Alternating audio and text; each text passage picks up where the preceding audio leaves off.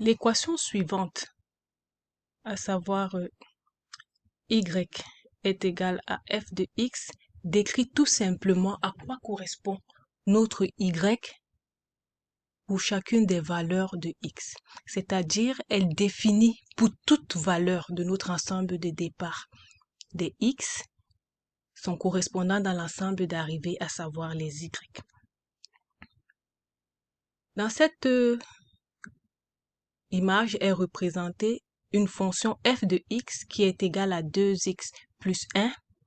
Cette fonction décrit la relation qui existe entre x et y. Elle ne nous dit pas quelles sont les différentes valeurs de x, mais elle nous décrit juste la relation qui existe entre x et y. Considérons une seconde fonction, g de x, qui est égale à x plus 3 divisé par 2 que nous représentons ici. Il est possible de déterminer l'unique valeur qui vérifie les deux fonctions f de x et g de x. Et déterminer cela graphiquement correspond tout simplement à déterminer les coordonnées du point d'intersection entre ces deux droites, celui-ci et celui-ci. Donc, la combinaison x, on va appeler par exemple x0 et y0,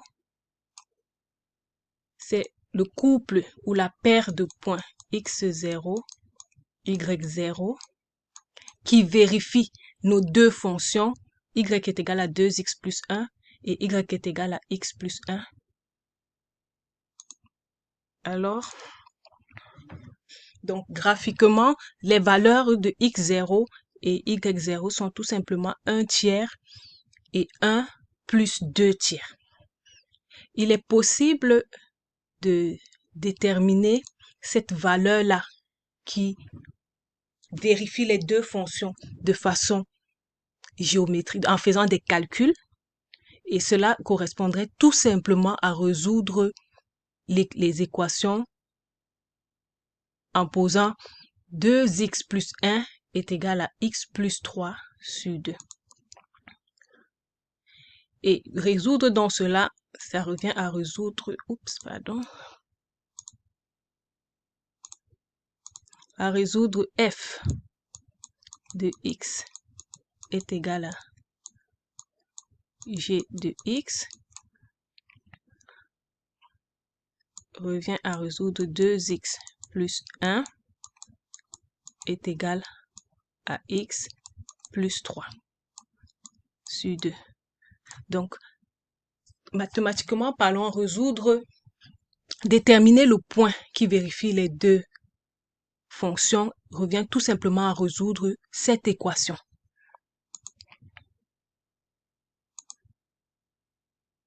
Pour résoudre l'équation, on veut déterminer la valeur de x et la valeur de y qui vérifie l'équation.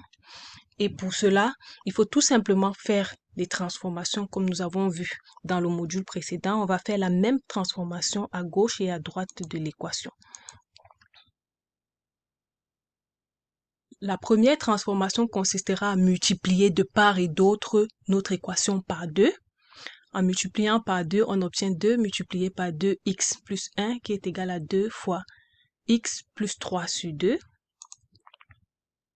On fait entrer le 2 dans la parenthèse, on obtient 4x plus 2 qui est égal, ces deux-ci vont se simplifier à x plus 3.